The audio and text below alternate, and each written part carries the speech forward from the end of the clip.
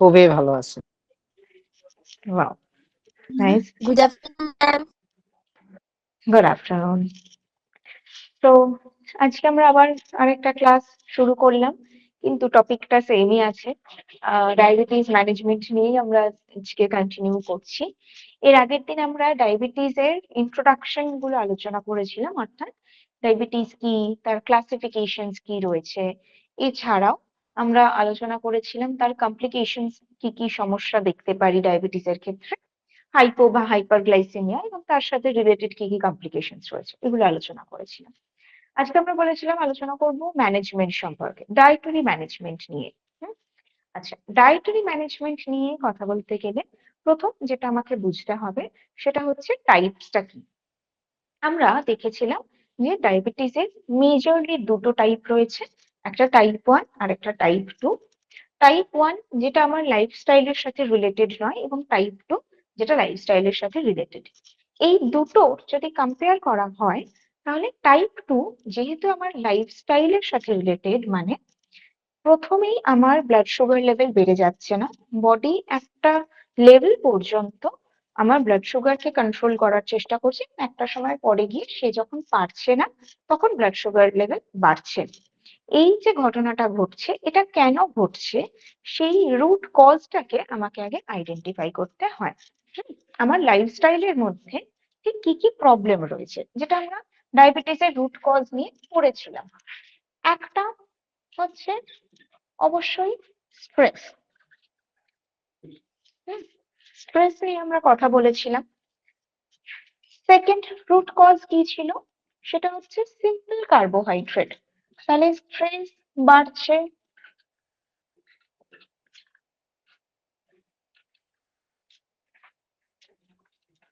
Simple carbohydrate বাড়ছে। Next, fibre কম আছে। Next, protein কম আছে। নেক্সট, স্যাচুরেটেড ফ্যাটি অ্যাসিড বেশি, খাবারের মধ্যে স্যাচুরেটেড ফ্যাটি অ্যাসিড বেশি, এবং যেগুলো আনস্যাচুরেটেড ফ্যাটি অ্যাসিড অর্থাৎ ওমেগা 3 কম, বিশেষ করে ওমেগা 3 কম। এইটা হচ্ছে রুট কজে আমরা পেয়েছিলাম। এবং তার সাথে অবশ্যই করে ফিজিক্যাল অ্যাক্টিভিটি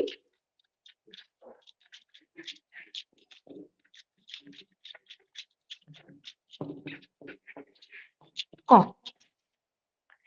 এই কয়েকটা কারণ আমরা রুট কজ হিসেবে অ্যানালিসিস করছি। কেন ইনসুলিন রেজিস্ট্যান্স হচ্ছে, সেই ইনসুলিন রেজিস্ট্যান্স হওয়ার সাথে এই কয়েকটা ফ্যাক্টর জড়িত, বা হাই ব্লাড সুগার লেভেল হওয়ার সাথে এই কয়েকটা ফ্যাক্টর জড়িত। এবার যখন আমি ডায়েটরি ম্যানেজমেন্ট করতে চাইছি, তার মানে ঠিক এখানে যেগুলো বাড়ছে সেগুলোকে কমাতে হবে, যেগুলো কমছে সেগুলো বাড়াতে হবে। সিম্পল বললে এটা হচ্ছে ডায়াবেটিসের ডায়েটরি ম্যানেজমেন্ট। ঠিক আছে, এবার এই দুটোর মধ্যে এই স্ট্রেস ফ্যাক্টর এবং ফিজিক্যাল অ্যাক্টিভিটি, এটা আমার সম্পূর্ণ লাইফস্টাইলের সাথে রিলেটেড। বাকি যে ফ্যাক্টরস গুলো রয়েছে, বাকি যে প্যারামিটার্স গুলো রয়েছে, সেগুলো আমার ডায়েটরি ম্যানেজমেন্টে আসবে। ডায়েটরি ম্যানেজমেন্টের জন্য একটা ডায়াবেটিক পেশেন্টের ক্ষেত্রে ডায়েটরি ম্যানেজমেন্টে যেটা সবসময় কম্বাইন করতে হয়, সেটা হচ্ছে প্রথমে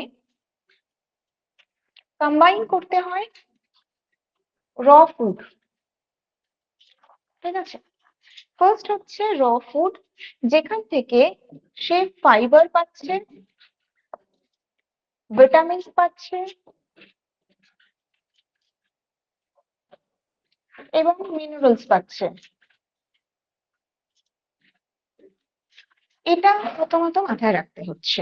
তাহলে সবার প্রথমে সে যাই খাবার খাক না কেন, যখনই খাবার খাক না কেন, প্রথমেই আমাকে দিতে হচ্ছে র ফুড। ওকে, তারপরে অর্থাৎ সেকেন্ডে তাকে আমায় দিতে হবে কিছু প্লান্ট প্রোটিন।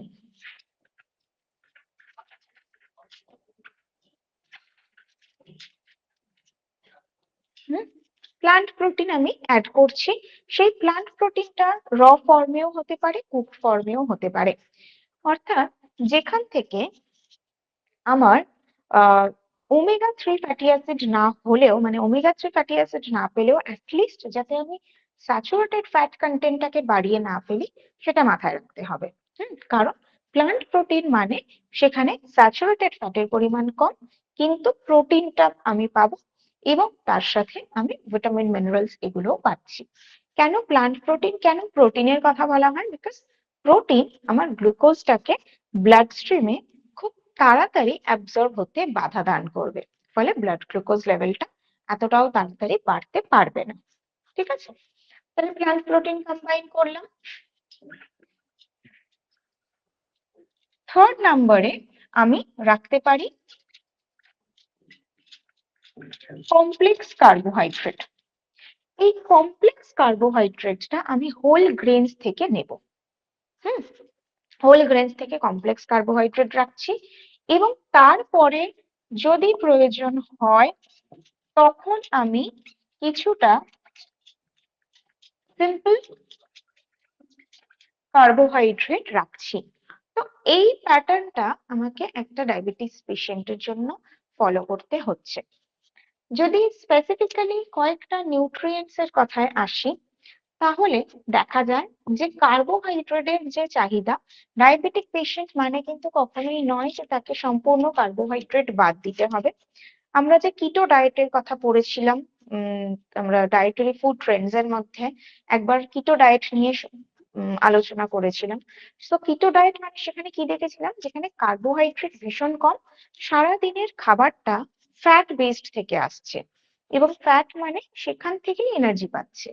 এই কিটো ডায়েটটা কিন্তু কখনোই কারোর জন্যই অ্যাপ্লিকেবল নয়, অ্যাট দ্য সেম টাইম একটা ডায়াবেটিক পেশেন্টের জন্যও নয়। কারণ ডায়াবেটিক পেশেন্টদের ক্ষেত্রে আমরা দেখেছি তার কিছু কমপ্লিকেশন আসতে পারে, যেরকম লিভার ডিসঅর্ডার হতে পারে, কিডনি প্রবলেম হতে পারে। এই যে কিটো ডায়েট, যখন কিটো ডায়েট নেওয়া হচ্ছে তার মানে ফ্যাট ভাঙছে, ফ্যাটের যে ব্রেকডাউন, তার ফলেই কিন্তু কিটোন বডি তৈরি হয়। আমরা কার্বোহাইড্রেট ডেফিসিয়েন্সির ক্ষেত্রে রোগের নাম পড়েছিলাম কিটোসিস, কিটোনিউরিয়া, বা কিটোনেমিয়া, এগুলো পড়েছিলাম। এই সবটাই কিন্তু হতে পারে কিটো ডায়েট থেকে। তাই ডায়াবেটিক পেশেন্ট মানেই তার সম্পূর্ণ কার্বোহাইড্রেট আমি বন্ধ করে দেব, সেটা একেবারেই নয়। কার্বোহাইড্রেট তাকে দেব, এই কার্বোহাইড্রেটটা তার সারা দিনের কাজকর্মের এনার্জি দেবে, না হলে কিন্তু তার আরো অনেক বেশি সেল রিলেটেড মানে সেল ড্যামেজের চান্সটা থাকে। তাই কার্বোহাইড্রেট দিতে হচ্ছে, কিন্তু সেটা সিম্পল ফর্মে না দিয়ে কমপ্লেক্স ফর্মে দিচ্ছি। ঠিক আছে, এরপরে যদি আমি বাকি কয়েকটা ফ্যাক্টরে আসি, যেরকম মাইক্রোনিউট্রিয়েন্টস এর ক্ষেত্রে যদি কথা বলি, মাইক্রোনিউট্রিয়েন্টস এর ক্ষেত্রে যেগুলো বিশেষ করে জোর দেব সেইগুলো হচ্ছে ভিটামিন সি বা অ্যাসকর্বিক অ্যাসিড, এবং তার সাথে বি কমপ্লেক্স ভিটামিন, অর্থাৎ ওয়াটার সলিউবল ভিটামিন গুলোর উপরে জোর দেওয়া দরকার। কারণ ওয়াটার সলিউবল ভিটামিন মানে সে ম্যাক্রোনিউট্রিয়েন্টস এর মেটাবলিজমে হেল্প করতে পারবে। ঠিক আছে, এটা একটা। সেকেন্ড হচ্ছে এই যে ভিটামিন বি 1 বা থায়ামিন, এটা আমাদের মুডের সাথে কিন্তু রিলেটেড, আমাদের মুড ভালো রাখতে সাহায্য করে। এবং আমরা ডায়াবেটিসের ক্ষেত্রে প্রথমেই দেখলাম যে একটা কারণ হচ্ছে তার স্ট্রেস। তাই সে যে কোনো মুড ভালো রাখতে, মুড সুইংটাকে প্রিভেন্ট করতে গেলেও আমার বি 1 দরকার। এই বি 1টাও আমি কোথা থেকে পাবো?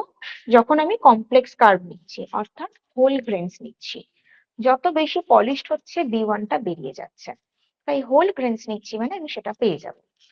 নেক্সট, মাইক্রোনিউট্রিয়েন্টস এর মধ্যে যদি ভিটামিন সি এর কথা বলি, ভিটামিন সি মানে অবশ্যই সেটা কোথা থেকে পাচ্ছি? র ফুড থেকে পাচ্ছি। হুম, যত রকমের র ফুড, সেটা ফ্রুটস হতে পারে, ভেজিটেবলস হতে পারে, যাই আমরা নিচ্ছি তার থেকে আমি ভিটামিন সি পেয়ে যাচ্ছি। তো এই জিনিসটার উপরে আমাকে জোর দিতে হচ্ছে। সেকেন্ডলি যদি প্রোটিনে আসি, প্রোটিন একটা ডায়াবেটিক পেশেন্টের জন্য মডারেট প্রোটিন রিকোয়ারমেন্ট থাকে। ম্যাক্সিমাম 1 গ্রাম থেকে 1.2 গ্রাম পার কেজি বডি ওয়েটে আমি প্রোটিনটাকে দিতে পারবো। এবং সেক্ষেত্রে যদি দেখা যায় যে তার র্যাপিড ওয়েট লস হচ্ছে, তখনই আমি তাকে হাই প্রোটিন ডায়েট সাজেস্ট করতে পারি। আদারওয়াইজ মডারেট প্রোটিন 1 থেকে 1.2 গ্রাম পার কেজি আইডিয়াল বডি ওয়েটে প্রোটিন দিচ্ছি। ডায়াবেটিসের ক্ষেত্রে কিছু মিথস থাকে, হুম, তার মধ্যে একটা মিথ হচ্ছে যে সুগার পেশেন্টদের ক্ষেত্রে ফল খাওয়া যাবে কিনা, এটা একটা মিথ থাকে। সেকেন্ড হচ্ছে যে চিনি না খেয়ে চিনির বদলে গুড় বা মধু খাওয়া যেতে পারে। তো প্রথম মিথটাতে আসি, সেটা হচ্ছে ফ্রুটস এর ক্ষেত্রে। আচ্ছা, ফ্রুটস এর যদি আমরা কম্পোজিশনটা ভাবি, ফ্রুটস বাদ দিয়ে আমরা বাকি কি খাচ্ছি? খাচ্ছি আমরা সিম্পল কার্বোহাইড্রেট। একটা ডায়াবেটিক পেশেন্টের জন্য দেখতে হবে সেই খাবারের, যে খাবারটাই আমি খাচ্ছি তার গ্লাইসেমিক ইন্ডেক্স এবং গ্লাইসেমিক লোড কত আছে। হুম, যদি কাউন্ট করা যায় তাহলে দেখা যাবে ফ্রুটস এর থেকে অনেক গুণ বেশি গ্লাইসেমিক ইন্ডেক্স বা গ্লাইসেমিক লোড আছে সিম্পল কার্বোহাইড্রেট, যেগুলো আমি রোজ খাচ্ছি, ভাত, রুটি, মুড়ি, চিড়ে বা পাউরুটি, বিস্কিট, এগুলোর কিন্তু গ্লাইসেমিক ইন্ডেক্স এবং লোড দুটোই বেশি। কিন্তু আমি যদি ফ্রুটস এর তুলনা করি, তাহলে ফ্রুটস এর যে ওয়েটটা ক্যারি করছে, ধরুন 100 গ্রাম আপেল, সেই 100 গ্রাম আপেলের মধ্যে কি কি রয়েছে? তার মধ্যে কিন্তু ইনট্যাক্ট রয়েছে তার ময়েশ্চার। হুম, ময়েশ্চার যেরকম রয়েছে তেমনই তার সাথে লোডেড আছে ভিটামিন, মিনারেলস এবং ফাইবার। তো এই সবটা নিয়ে কিন্তু ফ্রুটস এর মধ্যে শুধুমাত্র ফ্রুক্টোজটাই নেই, ফ্রুক্টোজ ছাড়াও আরো অনেক কিছুই রয়েছে। যেখানে আমরা যদি সিম্পল কার্বোহাইড্রেট নিচ্ছি, সেখানে গ্লুকোজের পরিমাণটা বাকি সবকিছুর তুলনায় অনেকটা বেশি, যার ফলে তার জিআই এবং জিএল বেশি হয়ে যাচ্ছে। তাই আমরা যদি ভাবি যে না আমি ফল খাবো না, ডায়াবেটিস আছে আমার, আমি ফল খাবো না কারণ ফল মিষ্টি, কিন্তু সেই জায়গায় আমি ভাত রুটি মুড়ি খুব ভালোভাবে খাচ্ছি, যখনই আমার খিদে পাচ্ছে আমি তখনই ভাত রুটি মুড়ি খাচ্ছি বা বিস্কিট খাচ্ছি, একটু কেক খেয়ে নিচ্ছি, তাহলে সেটা কোনোভাবেই আমার কোনো হেলদি অপশনস এর মধ্যে নেই। তাই প্রতিটি ডায়াবেটিক পেশেন্ট ফল খেতে পারেন। হুম, এবার প্রত্যেকটা ফলের জিআই এবং জিএল আলাদা আলাদা হয়। তাই যখন আমরা যেই ফলটা খাচ্ছি সেটাকে চেক করে নিতে পারি। যদি সহজে আমরা বুঝতে চাই যে কোন ফলটা আমরা নেব, তার জন্য আমরা সহজ উপায় কি করতে পারি, যেই ফলের মধ্যে টক ভাব আছে, অ্যাসিডিক ফ্রুটস যেগুলো, সেটা নিতে পারি, অর্থাৎ লেবু জাতীয় ফল আমরা নিতেই পারি। ঠিক আছে, নেক্সট কি নিতে পারি, যে ফলের মধ্যে জলীয় ভাব বেশি আছে, ময়েশ্চার বেশি যে ফলের, সেই ধরনের ফল নিতে পারি। কারণ আগেন ওয়েট ম্যাটার্স, তো জলীয় ভাবটা থেকেই কিন্তু অনেকটা ওয়েট ক্যারি করে ফেলছে। এবং যে কোনো ফল যখন খাওয়া হচ্ছে সেটাকে খোসা শুদ্ধ যদি খাওয়া হয়, মানে আপেল খাচ্ছি মানে আপেলের খোসা ফেলে খাওয়া নয়, আপেল মানে হোল অ্যাপেলটাকেই খাওয়া। হুম, তো without peeling of the skin আমরা যখন ফলটা দিচ্ছি পেশেন্টকে, তাহলে সে সেটা অবশ্যই খেতে পারে। তবে এখানে মনে রাখতে হবে, এখানে কিন্তু কম্বাইন করব না, মানে ফল নিলাম এবং তার সাথে কিছুটা সিম্পল কার্বোহাইড্রেট নিলাম, মানে ভাত রুটি মুড়ি এগুলো নিলাম, সেটা করব না। তাহলে ন্যাচারালি আমার গ্লাইসেমিক লোডটা কিন্তু অনেকটাই বেড়ে যাবে। হুম, এবং বডিতে অ্যালকোহল প্রোডাকশন হবে, যে কারণে তৈরি হবে ইনডাইজেশন, এবং সেখান থেকে আমার আরো ডাইজেস্টিভ ইস্যুস তৈরি হবে এবং ইনসুলিন রেজিস্ট্যান্স বাড়তে থাকবে। তাই ফল যখন নেওয়া হচ্ছে, ফলটাকে অ্যাজ আ হোল আমি নিতে পারি একটা মিল হিসেবে। ধরুন ব্রেকফাস্ট নিচ্ছি, তাহলে ব্রেকফাস্টে ফল দিয়েই আমরা ব্রেকফাস্ট করতে পারি। সেই ফলের সাথে কম্বাইন করতে পারি প্রোটিনকে, কারণ যখনই কার্বোহাইড্রেট নেব তখনই প্রোটিন নেব, এটা প্রত্যেকবার আমাকে মনে রাখতে হবে। তো এই ফলের সাথে আমি কিছু হেলদি প্রোটিনসকে কম্বাইন করব। সেটা স্প্রাউটস হতে পারে, কোনো বয়েলড হতে পারে, যেরকম ডাল সেদ্ধ হতে পারে, বা ছোলা মটর মুগ এগুলো সেদ্ধ হতে পারে, যাদের দাঁতের সমস্যা রয়েছে খেতে পারছেন না, বয়স্ক মানুষ, তাদের ক্ষেত্রে বয়েলড ফর্মে আমি দিতে পারি, স্টিমড ফর্মে দিতে পারি বা র ফর্মে দিতে পারি। তার সাথে আমি তাকে নাটস দিতে পারি, বিভিন্ন নাটস, সেটা ভেজানো অবস্থায় দিতে পারি, ড্রাই রোস্ট করে দিতে পারি, বা বিভিন্ন সিডস, এইগুলোকে তার খাবারের মধ্যে কম্বাইন করবো। এটা তার ব্রেকফাস্টের জন্যই আমি রেখে দেবো, ফল এবং protein, protein source, good quality protein source. এটা গেল তার ব্রেকফাস্ট টাইমে। এরপরে যদি লাঞ্চে আসছে, লাঞ্চের টাইমেও এই যে প্যাটার্নটা রয়েছে, এই প্যাটার্নে লাঞ্চটা শুরু করবে। আগে স্যালাড নেবে, তারপরে সে প্রোটিন নেবে, তারপরে কমপ্লেক্স কার্বোহাইড্রেট নেবে, যদি প্রয়োজন হয় সিম্পল কার্বোহাইড্রেট নিচ্ছে। এই সিম্পল কার্বোহাইড্রেটের পরিমাণটা যেন খুব কম হয়। এতদিন ধরে আমরা ভাত বেশি নিয়েছি, তরকারি কম নিয়েছি, এবার থেকে আমাকে তরকারি বেশি নিতে হবে, ভাত কম নিতে হবে। ভাতের পরিমাণটা এইটুকু রেখে বাকি যদি আরো 4-5টা তরকারি থাকে প্রত্যেকটাকেই এর ডাবল করে করে রাখবো এবং সেই দিয়ে পেটটাকে ভরাবো। তাহলে গিয়ে আমার ব্লাড গ্লুকোজ লেভেলটা কন্ট্রোলে থাকবে। কারণ আমি গ্লুকোজ যেরকম নিচ্ছি, গ্লুকোজের সাথে বাকি তো ফাইবার নিচ্ছি এবং প্রোটিন নিচ্ছি, তারা গ্লুকোজকে ব্লাড স্ট্রিমে অ্যাবজর্ব হতে দিচ্ছে না। ঠিক আছে? তো ফল নিয়ে যে মিথটা থাকে সেটা আমরা বললাম। নেক্সট মিথ যেটা থাকে সেটা হচ্ছে চিনি, গুড়, মধু এগুলো খাওয়া। চিনি, গুড়, মধু যেটাই খাওয়া হোক না কেন প্রতিটার মধ্যেই কিন্তু ক্যালোরি রয়েছে। হুম, প্রত্যেকটার মধ্যেই ক্যালোরি রয়েছে। গুড় বা মধু চিনির থেকে অবশ্যই খাওয়া ভালো, বাট দ্যাট ইজ নট, মানে কি বলবো, এটা কিন্তু কোনোভাবেই নয় যেটা ডায়াবেটিক পেশেন্টের জন্য। That doesn't mean to be fed to a diabetes patient. কারণ ডায়াবেটিসকে চিনি খেতে বারণ করা হচ্ছে গ্লুকোজ কন্টেন্টের জন্য, সুগার কন্টেন্টের জন্য। সেই সেম সুগার কন্টেন্ট কিন্তু গুড় বা মধুতেও রয়েছে। তাই চিনির পরিবর্তে মধু বা গুড় খাওয়া হলো, সেটা কোনো হেলদি অপশন একজন ডায়াবেটিক পেশেন্টের জন্য নয়। তাকে সম্পূর্ণরূপে এই যে কোনো সুগার রিলেটেড ফুড কে অ্যাভয়েড করতে হচ্ছে। অনেক ক্ষেত্রেই থাকে অনেকে চিনি না খেয়ে চায়ের মধ্যেও এমনকি চিনি না খেয়ে গুড় দেয়, মধু দেয়। তো সেগুলো একেবারেই করা যাবে না। ওকে, ম্যাক্সিমাম যদি কেউ মানে ওই সুইট টুথ যদি কারোর থেকে থাকে, তাহলে তাকে কিছু আর্টিফিশিয়াল সুইটনার্স যেগুলো হয় সেটা তারা ইউজ করতে পারে, বাট নট সো মাচ।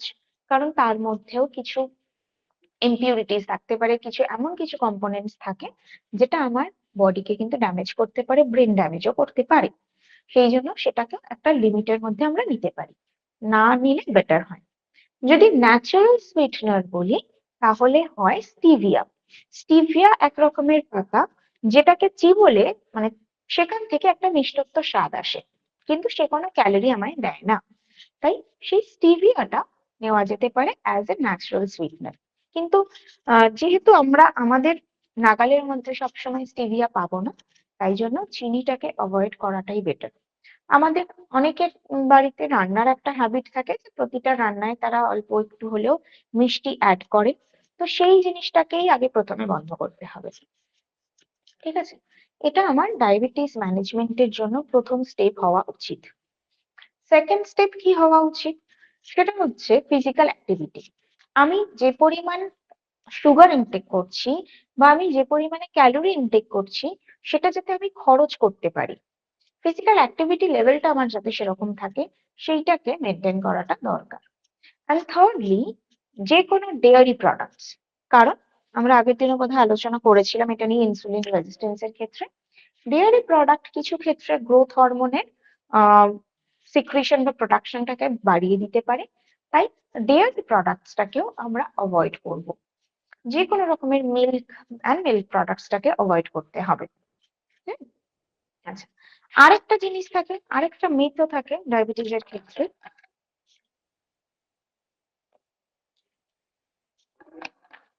যেটা হচ্ছে যে ইউজুয়ালি বলা হয় যে মিষ্টি, মানে যাদের ডায়াবেটিস রয়েছে তাদের তেতো খাওয়ার জন্য, মানে তেতো খেলে ডায়াবেটিস কন্ট্রোলে চলে আসবে। বাট আগেন এটার কিন্তু এরকম কোনো বেস নেই যে আপনি প্রচুর মিষ্টি খাচ্ছেন, প্রতিদিন মিষ্টি খাচ্ছেন বা প্রতিদিন প্রচুর মানে ভাত, রুটি এই ধরনের সিম্পল কার্বোহাইড্রেট দিয়েই আপনি পেট ভরাচ্ছেন, কিন্তু তার সাথে অল্প একটু নিমপাতা বা করলা বা উচ্ছে এগুলো খেয়ে নিলেন। প্রথমত অনেকে খায় যেটা সেটা একদম ভেজে খাচ্ছে, সেটা তো আর কোনো গুণই নেই, সেটা তো ছেড়েই দিলাম।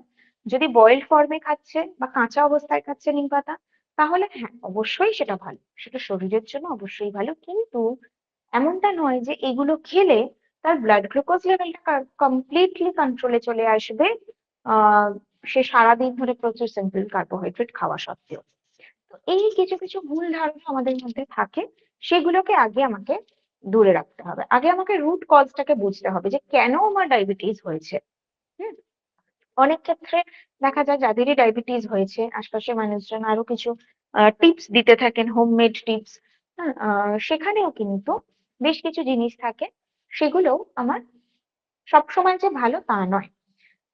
যেটা আমরা খুব কম সময় দেখে থাকি বা খুব কম ইউজ করে থাকি, দ্যাট ইজ কারি পাতা।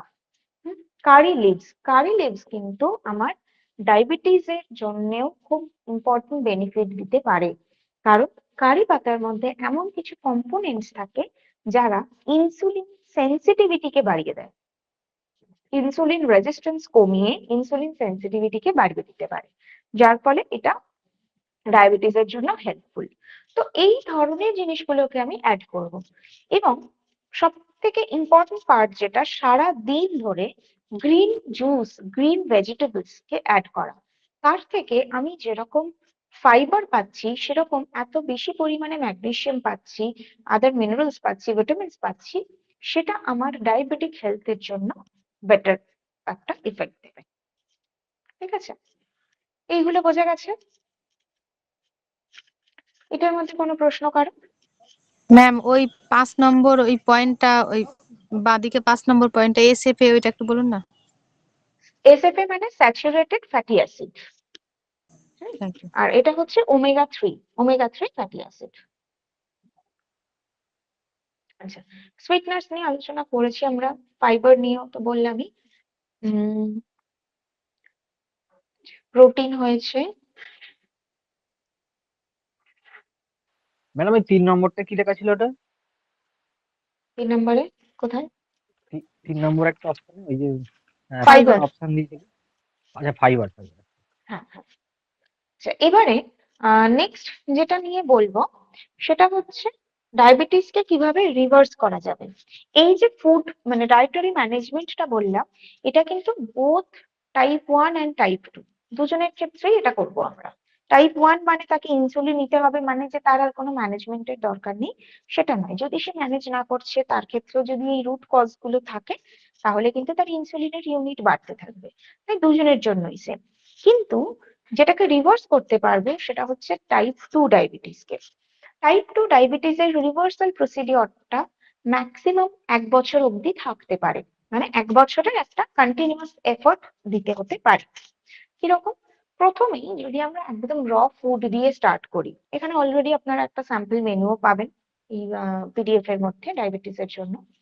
তো আমরা যদি একদম র ফুড দিয়ে শুরু করি, হ্যাঁ, সেখানে যে সকালবেলায় শুরু করছি কিছু একটা ফ্রুট জুস বা গ্রিন জুস দিয়ে। ফ্রুট জুস মানে মার্কেট থেকে কেনা ফ্রুট জুস নয়, বাড়িতে বানানো ফ্রুট জুস অথবা গ্রিন জুস দিয়ে শুরু করলাম। হোল ফ্রুট, টক জাতীয় কোনো হোল ফ্রুট দিয়ে শুরু করলাম, মোসম্বি দিয়ে শুরু করলাম, সেটাও হতে পারে। তারপরে আমরা আরো বাকি ফল কিছু নিচ্ছি বা প্রোটিন নিচ্ছি, সকালটা আমরা প্রোটিন দিয়েও শুরু করতে পারি। তারপরে কিছু ফল নেওয়া হলো। লাঞ্চে র ফুডের ওপরই ম্যাক্সিমামটা থাকা গেল। এখন থেকে আমরা শুরু করি, এখন শীতকালে প্রচুর সবজির অপশনস রয়েছে যেগুলো আমরা কাঁচা খেতে পারি। তো সেই রকম কিছু অপশনস দিয়ে আমরা যদি শুরু করি, গাজর, বিট, টমেটো, ক্যাপসিকাম রয়েছে, আহ গ্রিন পিস রয়েছে, ধনেপাতা রয়েছে, এরকম প্রচুর প্রচুর অপশনস রয়েছে। শসা, টমেটো তো সারা বছরের জন্য রয়েছে। এইগুলো দিয়ে আমরা যদি একটা স্যালাড নিচ্ছি লাঞ্চে, এবং সেই স্যালাডটা একটা ফুল প্লেট, মানে যেই প্লেটে আমি এতদিন ভাত খাচ্ছিলাম সেই প্লেটে আমি স্যালাডটা নিচ্ছি। তারপরে যখন আবার আমার খিদে পাচ্ছে, তখন হয়তো আমি অল্প কিছুটা কমপ্লেক্স কার্বোহাইড্রেট নিচ্ছি। আরো একটা করতে পারি, এই যে স্যালাডটা বানালাম, এই স্যালাডের মধ্যেই আমি কিছু সিডস ড্রাই রোস্ট করে রেখেছিলাম, সেগুলোকে মিক্স করে দিলাম। কিছু কমপ্লেক্স কার্বোহাইড্রেট, হোল গ্রেনস যেরকম কিউনোয়া বা রোলড ওটস, সেটা হয়তো আগে থেকে বয়েল করে রেখেছিলাম, সেটাকে ছড়িয়ে দিলাম, নিয়ে একসাথে মিক্স করে একটা ফুল মিল, একটা ফুল বোল অফ র ফুডের একটা মিল যদি আমি করছি, এটা হলো। বিকেলের দিকে যখন খিদে পাচ্ছে, তখনও আমি প্রোটিন বেসড কিছু নিচ্ছি। ডিনারেও তাই, হয়তো কোনো চিলা টাইপ কিছু নেওয়া হলো বা খিচুড়ি টাইপ কিছু নেওয়া হলো, এগুলো নেওয়া হলো। যদি এই প্যাটার্নটা মেনটেন করা যায়, তাহলে 3 মাসের মধ্যে তার ডায়াবেটিসটা রিভার্স হয়ে যাচ্ছে। যদি এটা প্রথম অবস্থাতে কেউ মেনটেন করতে না পারে, তাহলে কি করবে? প্রথম থেকে তাকে শুরু করতে হবে কিছু বাদ দেওয়া, যেরকম মিষ্টি, যে কোনো মিষ্টি জাতীয় খাবার, বিস্কিট, কেক, পেস্ট্রি, ময়দা, যা কিছু হতে পারে। নেক্সট হচ্ছে দুধ এবং দুধ জাতীয় খাবার, এগুলোকে বাদ দেওয়া হলো। হুম? এবং তার প্রত্যেকটা দিন শুরু হলো গ্রিন জুস থেকে, গ্রিন জুস দিয়ে শুরু হলো। এবং যখন প্রতিবার সে খাবার খাচ্ছে তার সাথে কিছু স্যালাড তাকে দেওয়া হলো, অল্প পরিমাণে দেওয়া হলো, যদি সে প্রথম থেকেই পুরোটা মেনটেন করতে না পারছে, স্যালাড তাকে দেওয়া হলো। এইভাবে যদি মেনটেন করে তাহলে তার 3 মাসে গিয়ে দেখা যাবে, প্রথমত 1 মাসের মধ্যে তার ব্লাড সুগার লেভেলটা অনেক কমে আসবে, এবং 3 মাসে গিয়ে দেখা যাবে তার HbA1c লেভেলটা নর্মালে চলে এসেছে। হুম? তার মানে ফাস্টিং এবং পিপিটা তোমাকে প্রতিবার চেক করতে হতে পারে। হুম? মানে প্রতি মাসে আমি চেক করতে পারি, এবং আমি এর জন্য আমার বাড়িতেও যদি চেক করতে চাই তাহলে বাড়িতেও আমি রাখতে পারি একটা বিজিএম মেশিন রাখতে পারি। বিজিএম মানে ব্লাড গ্লুকোজ মনিটরিং ডিভাইস, যেটা হাতে প্রিক করে, ফিঙ্গার টিপস এর মধ্যে প্রিক করে ব্লাড আমার গ্লুকোজ লেভেলটা কাউন্ট করা হয়, এটা করতে পারি। অথবা আমি নিতে পারি সিজিএম। এই CGM, this is not for the long run, CGM continuous glucose monitoring. CGM কি করে? সিজিএম আমার বডি পার্টসে, অর্থাৎ এই আর্মসে মানে একেবারে পেস্ট করে দেওয়া হয়, একটা এরকম ছোট্ট গোল স্ট্যাম্পের মতন দেখতে, ব্যাচের মতন দেখতে একটা ডিভাইস, যেটা মাঝখানে মানে নিচের দিকে একটা ছোট্ট নিডলের মতন থাকে, সেটাকে প্রিক করে দেওয়া হয় এবং সেটা আটকে যায়, অ্যাটাচ হয়ে যায়। এবং আপনার ফোনের সাথে, মানে যারা আমরা অ্যান্ড্রয়েড ফোন ইউজ করছি তাদের সাথে এই মেশিনটা কানেক্ট করা হয় সেই অ্যাপের মাধ্যমে। তাতে কি হচ্ছে, আমি যখন যেটা খাচ্ছি এবং আমার ব্লাড গ্লুকোজ লেভেল কতটা রেজ হচ্ছে সেটা কিন্তু ওই অ্যাপেতে বোঝা যায়। হুম? আমি যখন যেটা খেলাম তার 2 ঘন্টা পরে ব্লাড গ্লুকোজ লেভেলটা ঠিক কোন পজিশনে রয়েছে সেটা বুঝতে পারি এই সিজিএম মেশিন থেকে। তবে সিজিএম মেশিন আর বিজিএম এর মধ্যে একটা বেসিক ডিফারেন্স রয়েছে।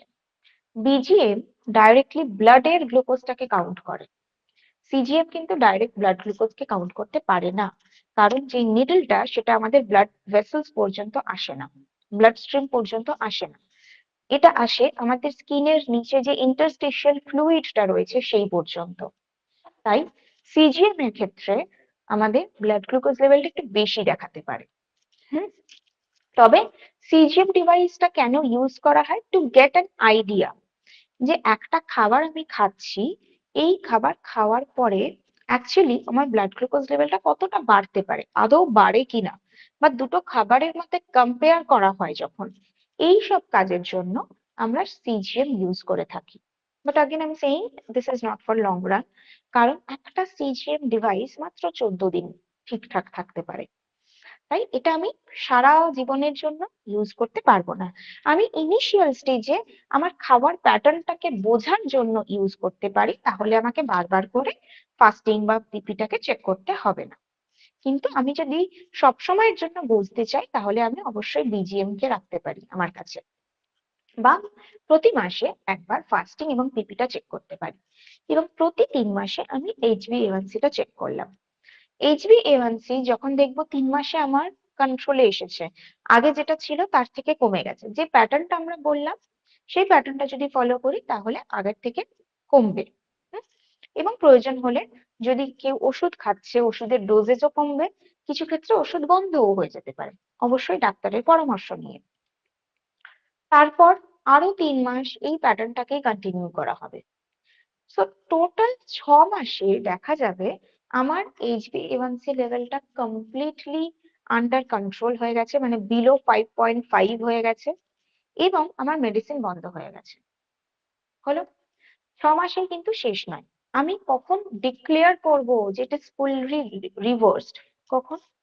6 মাস হয়ে গেল, ওষুধ বন্ধ করে দিলাম, এখনো আমি ওই প্যাটার্নটাকে মেনটেন করছি, আমি কিন্তু এখনো তাই বলে মিষ্টি মিষ্টি যখন যা ইচ্ছা খেয়ে নিচ্ছি না, প্যাটার্নটা মেনটেন করছি।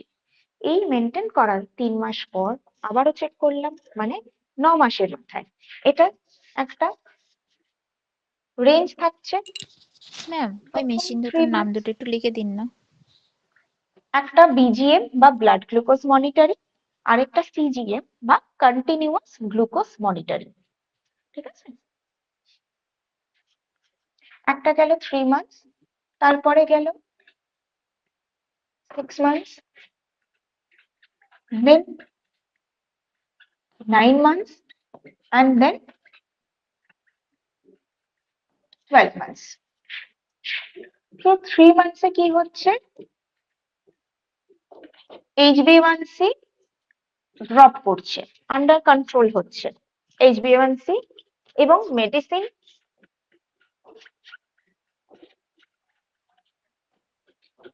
কমে যাচ্ছে। এটা 3 মাসের রেজাল্টে আমরা দেখতে পাবো।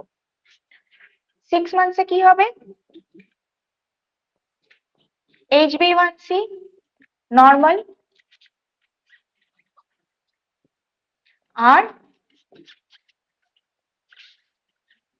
মেডিসিন বন্ধ হয়ে গেল। হলো। এবার পরের 3টে মাসও সেম প্যাটার্ন ফলো করছি। at the end of 9 months আমি দেখব সেখানেও HbA1c normal without medicine.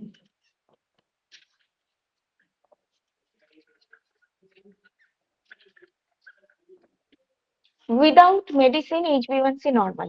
6 months এ কিন্তু HbA1c যখন নর্মাল ছিল তারপরে মেডিসিন বন্ধ হয়েছিল। 9 months এ দেখা গেল উইদাউট মেডিসিন যখন HbA1c নর্মাল, তখন এবার টেস্ট করা হবে OGT। ঠিক আছে, OGT। এই OGT এর মানে কি? ওরাল, কেউ আনমিউট হয়ে গেছে, মিউট করে দেবে। Glucose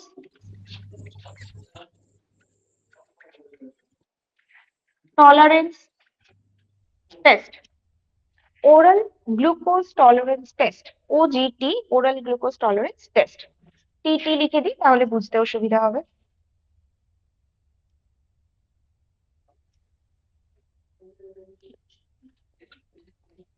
oral glucose tolerance test. কি করা হয় এখানে? এখানে পেশেন্টকে মানে একদম কনসেন্ট্রেটেড গ্লুকোজ দেওয়া হয়।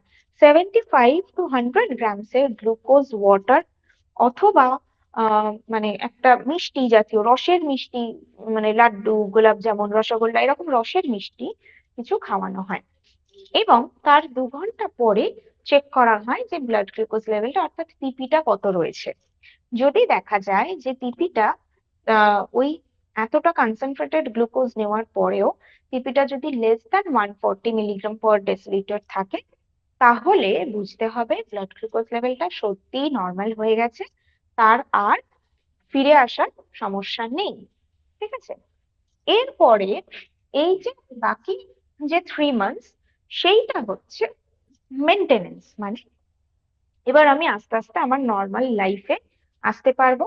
আমি অকেশনস অ্যাটেন্ড করছি, পার্টিজ যাচ্ছি, সেখানে হয়তো মিষ্টি খাচ্ছি, সেগুলোও করতে পারি, কিন্তু ব্যালেন্স করতে হবে। মানে আজকে আমি মিষ্টি খেলাম, কালকে যাতে আমার ফাইবার কন্টেন্টটা বেশি থাকে। আমি এতদিন 30 গ্রামস নিচ্ছিলাম, কালকে যাতে 40 গ্রামস নিতে পারি, বা মিষ্টির সাথে আরো কিছু ফাইবার্স আমি যাতে অ্যাড করতে পারি, সেই জিনিসটাকে এবার এই বাকি 3 months এ মেনটেন করতে হবে। এই টোটালটা যদি আমি করতে পারি, তাহলে at the end of this 1 year আমার ডায়াবেটিসটা রিভার্সে হবে। এবার এই যে প্রসিডিওরটা বলছি, এটা হতেই পারে প্রত্যেকের যে এক্স্যাক্টলি 3 months লাগছে সেটা নয়, ম্যাক্সিমাম এই রেঞ্জটা। এর আগেও কিন্তু অনেক সময় আমার ডায়াবেটিস, টাইপ 2 ডায়াবেটিসটাকে রিভার্স করে নিতে পারি। ঠিক আছে, কিন্তু হ্যাঁ, আবার যদি আমার সেই রুট কজ গুলো ফিরে আসে আমার লাইফে, তাহলে আবারও আমার ব্লাড সুগার লেভেল কিন্তু কোনো না কোনো সময় বেড়ে যেতেই পারে। ওকে, বোঝা গেল এটা? এটার মধ্যে কোনো প্রশ্ন? Hello ma'am. হ্যালো। বলুন। বলছি ম্যাম, একটা জিনিস আপনি বললেন যে ইন কেস অফ ফাইবার, যেটা বললেন যে 30 গ্রামস অর 40 গ্রামস নেওয়া যেতে পারে, তাহলে আমরা যে স্যালাডটা নিচ্ছি, এর থেকে আমি কি করে ক্যালকুলেট করবো যে weather I am taking 30 grams or 40 grams? That is my question, please. এই ক্যালকুলেশন গুলো আমরা শিখবো, আমরা কতটা পরিমাণ র ফুড নিচ্ছি তার বেসিসে তাতে ফাইবার কত রয়েছে, এই ক্যালকুলেশনটা আমরা শিখবো, তবে সেটা এখন নয়। সমস্ত ডায়েটারি ম্যানেজমেন্ট গুলো হয়ে গেলে তখন আমরা এই ক্যালকুলেশনটা শিখবো। সেই জন্য এখন আমরা আমাদের বোঝার সুবিধার্থে বলছি যে ওই রাফলি যে প্লেটটা আমরা ইউজ করছিলাম, সেই প্লেটটাকেই রিপ্লেস করছি র ফুড দিয়ে। যদি এটাও করতে পারি, তাহলেও কিন্তু আমরা ওই বেটারমেন্টটা ফিল করতে পারবো, মানে আমার ফাইবারের চাহিদাটা তাতেও পূরণ করতে পারবো। ঠিক আছে? ওকে ওকে ওকে, মানে আমি ওইটাই ভাবছি যে আপনি এর আগেও কয়েকবার বলেছেন 30 to 40 গ্রাম, ব্যাপারটা আমি এটাকে ঠিক ধরতে পারছিলাম না যে যে what is the basic causes, কেন ম্যাম হুম। এরকম কথা বলছেন। ওকে ওকে না ওকে না, সেটা অবশ্যই মানে সেই কারণেই তো একটা একটা করে স্টেপ আমরা এগোচ্ছি। এটা অবশ্যই প্রশ্ন আসবে, সেটা আসাটাই স্বাভাবিক। সেই জন্যই আমরা এখন যতটা বুঝছি, এবার বাকি যেগুলো এই যে ক্যালকুলেটিভ যে বিষয়গুলো রয়েছে, সেটা আমরা একেবারে সবকটা ডায়েটারি ম্যানেজমেন্ট শিখে গেলে তারপরে ক্যালকুলেশনটা শিখবো, তাহলে আমাদের বুঝতে সুবিধা হবে। ঠিক okay ma'am, okay okay, thank you ma'am. Okay okay. Okay. আচ্ছা, এর সাথে আমরা এখানে যেটা বললাম যে স্যাম্পল মেনু একটা রয়েছে, চাইলে আমরা এই স্যাম্পল মেনুটাও দেখতে পারি। এখানে একটা দেখছি আমরা লেখা রয়েছে ডিটক্স ওয়াটার। এবার এখানেও প্রশ্ন হতে পারে যে এই ডিটক্স ওয়াটারটা কি। ডিটক্স ওয়াটারও হচ্ছে আমরা বাড়িতে বানাতে পারি, যার মাধ্যমে যার মধ্যেই ফাইবার রয়েছে সেটাই হচ্ছে ডিটক্স ওয়াটার। অর্থাৎ জলের মধ্যে আমরা যদি কিছু গ্রিন লিভস কিছু সোক করে রাখি, সেটা গরমের সময় পুদিনা পাতা হতে পারে, শীতের সময় ধনেপাতা হতে পারে সেটা, অথবা আমলকি, আমলকি যেটার মধ্যে ভিটামিন সি রয়েছে, এরকম কিছু যদি আমরা সোক করে রাখি, আমলকি হতে পারে, গাজর হতে পারে, বিট রুট হতে পারে, সেগুলোকে আমরা যদি জলে সোক করে রাখছি এবং সেই জলটা আমরা যদি নিচ্ছি, তাহলে সেখান থেকে আমার বডির একটা ডিটক্সিফিকেশন হচ্ছে। এছাড়াও চিয়া সিড ওয়াটার বা প্লেন লেবুর জল, সেটাও আমার বডির জন্য একটা ডিটক্স ওয়াটার। গ্রিন জুস, যে কোনো সবুজ পাতার যে জুস, সেইটাও আমার বডির জন্য একটা ডিটক্স ওয়াটার। তাই ডিটক্স ওয়াটার মানে কোনো ফ্যান্সি ডায়েট একদমই নয়। নর্মালি আমরা বাড়িতে যেগুলো ইউজ করি, শুধু যেই প্রসেসে ইউজ করি, রান্নায় হয়তো ইউজ করছি, সেটার পরিবর্তে যখনই আমি সেটাকে র ফর্মে ইউজ করছি, that is converted into our detox water. ঠিক আছে? আচ্ছা, তো এই গেল মোটামুটি আমাদের ডায়াবেটিসের ডায়েটারি ম্যানেজমেন্ট সম্পর্কে। আচ্ছা, আর কি কিছু আমরা আলোচনা করব বলেছিলাম, মানে এর আগের দিনকে ডায়াবেটিস নিয়ে আর কি কারোর কোনো প্রশ্ন ছিল যেটা বলেছিলাম যে আমরা আজকে আলোচনা করব?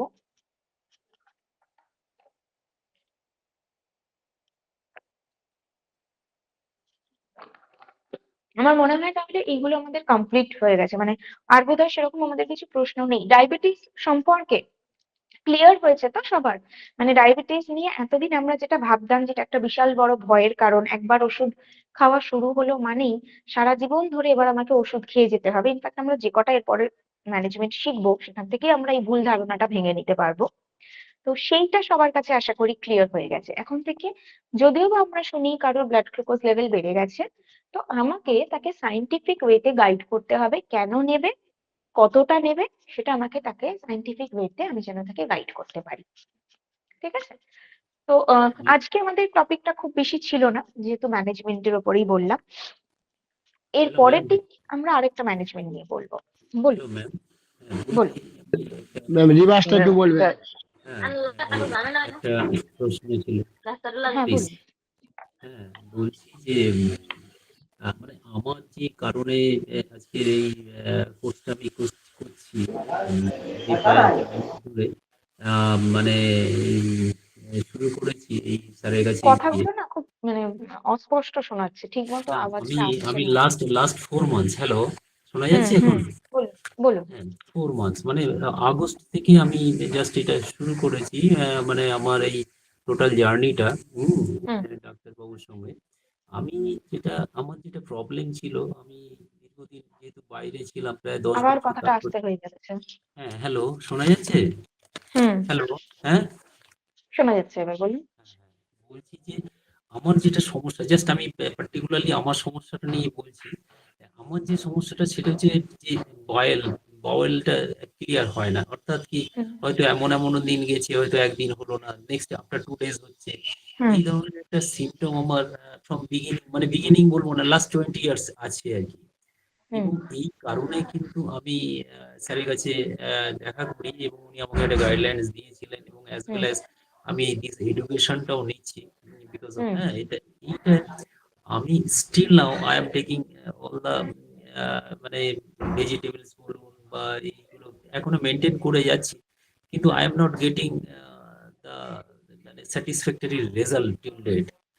তো হুম আমি বুঝতে পারছি না, এবং স্টিল নাও আমি 4 মান্থস অলরেডি ওভার, আমি এই যে কোলন ডিটক্সটা করে যাচ্ছি। হুম আমার হুম কয়েকটা, হ্যাঁ, এবারে এই কোলন ডিটক্সটা কি মানে কতদিন করা যেতে পারে, বা এটা সেফফুল কিনা, সেটা স্টিল আমার কিছু কোশ্চেন আমার মনের মধ্যে রয়েছে, যার ফলে আমি আচ্ছা, ঠিক বুঝতে পেরেছি। তো প্লিজ আমার। প্রথম যেটা জিনিস সেটা বলে দিই, এই যে ধরুন বাউল মুভমেন্ট, যদি কারো বাউল ক্লিয়ারেন্স না হয় যে কোনো কারোর ক্ষেত্রে, তাহলে তার অনেকগুলো ফ্যাক্টর থাকে। তার মধ্যে একটা ফ্যাক্টর অবশ্যই হচ্ছে ফাইবার। অর্থাৎ যে ডায়েটরি প্যাটার্নটাকে গাইড করা হয় সেই প্যাটার্নটা যদি আমরা মেনটেন করতে পারি তাহলে আমার বাউল ক্লিয়ারেন্স হবেই। কারণ মানে ওয়েস্টেজ যা কিছু রয়েছে বাবল থাকতে পারবে না, কারণ এতটাই আমরা ফাইবার নিচ্ছি। তো ফাইবার শরীর থেকে ওগুলোকে বের করে দিতে চাইবে। ফাইবার তো নিজে তো বেরিয়ে যাবে, ফাইবার আমাদের শরীরে থাকতে পারে না, ফাইবার বেরিয়ে যাবে। তো ফাইবার নিজে যখন বেরোবে তখন ওর রাস্তায় যা আসবে সবাইকে নিয়েই ও বেরিয়ে যাবে। এটা একটা। সেকেন্ড হয় সেটা হচ্ছে আমাদের যদি ভীষণ হেক্টিক শিডিউল থাকে, একটা স্ট্রেসের মধ্যে থাকি, বা যে খাবারটা আমি খাচ্ছি সেই খাবারটাকে যদি এনজয় করে খেতে না পারি, মানে মন থেকে যদি খেতে না পারি, তাহলেও কিন্তু সেটা ডাইরেক্টলি আমার মেন্টাল হেলথের সাথে, ডাইরেক্টলি আমার ডাইজেস্টিভ হেলথটা কানেক্টেড হয়। তার জন্যও আমাদের বাউল ক্লিয়ারেন্স হয় না। অ্যান্ড নেক্সট হচ্ছে আমার ওয়াটার ইনটেক। সারাদিনে আমি যদি প্রপারলি নিজেকে হাইড্রেট করতে পারি তাহলে যা কিছু ফাইবার আমি নিচ্ছি, ফাইবারকে কিন্তু সবসময় কমপ্লিমেন্ট করে ওয়াটার। তাই ওয়াটার ইনটেক যদি ঠিক থাকে তাহলেই আমার বডি ডিটক্সিফিকেশনটা ভালো হবে। And this is applicable for diabetic patients as well. ডায়াবেটিকদেরও আমরা যে ফুড প্যাটার্নটা বলছি, এই ফুড প্যাটার্নের মধ্যে সব হয়তো করলো, কিন্তু ওয়াটার ইনটেকটা তার শরীরের যে চাহিদা সেই অনুযায়ী নিল না, তাহলে কিন্তু ডায়াবেটিসের ক্ষেত্রেও আমরা এই সেম প্রবলেমটাই দেখতে পাবো। ঠিক আছে? হ্যালো ম্যাম, আমি যেটা এবং বলছিলাম বাওয়েল ক্লিয়ারেন্স এর ক্ষেত্রে আরো একটা ব্যাপার থাকে। অনেকগুলো মানে ফ্যাক্টর কাজ করে বাওয়েল, মানে আমাদের কনস্টিপেশন বা ডাইজেস্টিভ গাট হেলথ এর ক্ষেত্রে, গ্যাস্ট্রোইন্টেস্টাইনাল হেলথ এর ক্ষেত্রে। তো এটা তো অবশ্যই আমরা যখন আলোচনা করব এই টপিকটা নিয়ে, তখন আরো বেটার ওয়েতে বুঝতে পারবো সেটা। হুম একটা সিঙ্গেল কোশ্চেন, সেটা হচ্ছে যে এই যে হুম কোলন ডিটক্সটা যেটা আমরা করছি, যে লার্জ ইন্টেস্টাইন যেটা ক্লিয়ার করছি with the help hmm of water and hmm solutions, হ্যাঁ, হুম হুম। আমার বক্তব্য হচ্ছে এটা কি সেফ ফর মানে লং লং রান, আমি এইটুকুনি প্রশ্ন ছিল। আর হোয়েদার দ্য আচ্ছা। লিকি গার্ড, আই এম মানে লিকি গার্ড সম্পর্কে আমি শুনেছি, স্যারের ভিডিও দেখেছি, হুম সেই লিকি গার্ড এটা কি মানে হয়ে গেলে এটা what is the solution after that, leaky সেটা। গাট হয়ে গেলে কোলন ডিটক্সিফিকেশনের মাধ্যমে লিকি গাট ঠিক হয় না, কিন্তু কোলন ডিটক্সিফিকেশন কেন করা, যাতে আমার লার্জ ইন্টেস্টাইনে যে ওয়েস্টেজ গুলো জমে রয়েছে সেটা আমি যাতে ক্লিন করতে পারি, তাহলেই আমি উপর থেকে যে জিনিসগুলো দিচ্ছি সেটা আমার বডিতে অ্যাবজর্ব হতে পারবে, ভালোভাবে কাজে লাগতে পারবে। না হলে আমার লার্জ ইন্টেস্টাইন যদি ডিস্টার্ব থাকে, সে আমার বাকি সমস্ত অর্গ্যানকে ডিস্টার্ব করতে পারে। তাই কোলন ডিটক্সিফিকেশন আমি করছি, অবশ্যই সেটা সেফ হতে পারে। যদি আমার বাউল ক্লিয়ারেন্স এর প্রবলেম হয় তাহলে আমি অবশ্যই কোলন ডিটক্স করবো, মানে কোলন ডিটক্স করছি না এটা ভেবে যে এটা সেফ নয়, কিন্তু আমার বাউল মুভমেন্টও ঠিকঠাক নেই, তাহলে সেটা আরো বেশি প্রবলেমেটিক। তাই কোলন ডিটক্সিফিকেশন আমরা করতেই পারি, and okay it is applicable for long run. আচ্ছা কিন্তু ওকে ওকে আমার ওকে ওকে কোলন ডিটক্স লং রানে দরকারই হবে না যদি আমার আচ্ছা, ফাইবার ইনটেকটা ঠিক হয়ে যায়। বোঝাতে ওকে পারলাম? আচ্ছা okay ma'am, okay, thank you. একটা কথা বলবো ম্যাম। বলুন। আচ্ছা, কোলন ডিটক্সটা তো অনেক সময় দেখা গেছে আমি কয়েকজনকে, প্রায় 1-1.5 হাজার রুগীকে আমি অ্যাপ্লাই করেছি, যেহেতু আমি হুম হসপিটালে জব করি। তো সেখানে আমি হুম দেখেছি কিছু রুগী আছে তাদের এটা হ্যাবিচুয়াল হয়ে যায়, যে তারা কোলন ডিটক্স না হুম করলে তারা মনে করে যে পায়খানায় হচ্ছে না ঠিক মতো।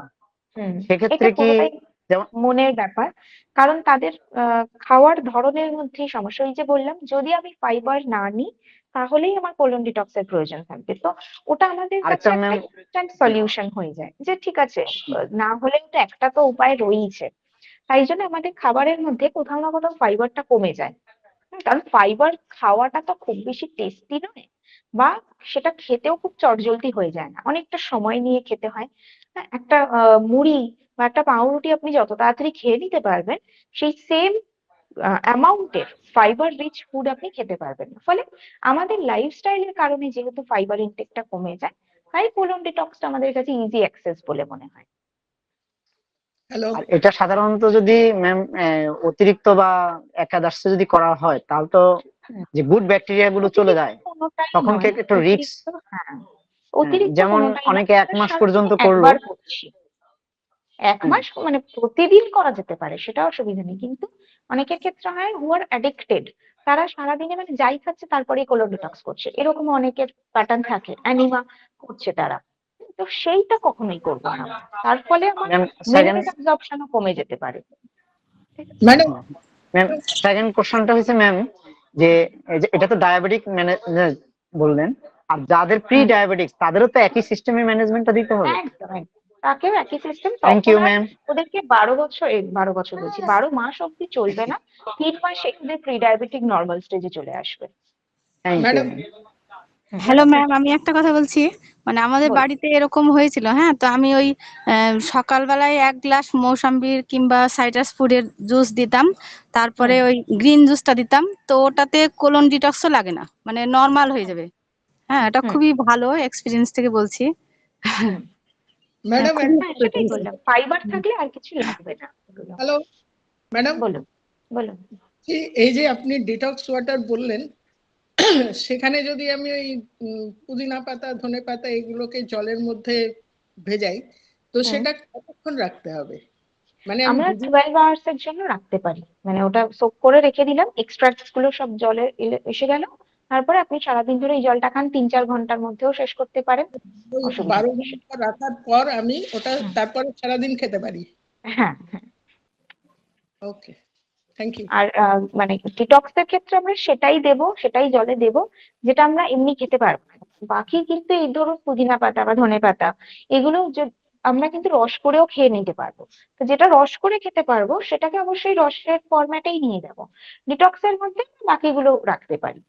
যেমন যারা একদমই খেতে পারছে না, বা যেরকম চিয়া সিডটা তো রাখছি, বা ধরুন গাজর বিট অনেকেই পছন্দ করছে না, তো তারা সেটা রাখতে পারে, বা লেবুর একটা গোটা লেবু আপনি রস করে খেতে পারবেন না, এতটাই তেতো হবে বা এতটাই টক হয়ে যাবে সেটা, কিন্তু আপনি যদি কয়েকটা লেবু স্লাইস দিয়ে রাখেন, তার ভিটামিন সিটা চলে এলো, সেটা আপনি খেতে পারছেন। না হলে কি হয়, আমরা একটা গোটা লেবু তো ইউজুয়ালি খাই না, হয়তো একটা আধখানা নিলাম, 1/4 নিলাম, বাকিটা রেখে দিলাম, এই যে রেখে দিয়ে ভাবলাম আবার পরের দিন খাবো, পরের দিনে ভিটামিন সিটা নষ্ট হয়ে গেছে, কিন্তু আমি কিন্তু আমার বডিতে ডিটক্স করার জন্য ভিটামিন সিটাকে পেলাম না আর, সেই আচ্ছা, কারণে আমরা লেবুটাকেও ডিটক্স ওয়াটারে টার্ন করাতে পারি। এই জলের মধ্যে লেবুটা গুলে খেয়ে নেবো, হ্যাঁ। মানে লেবুটাকে স্কুইজ করে খেয়ে নেবো তো? হুম।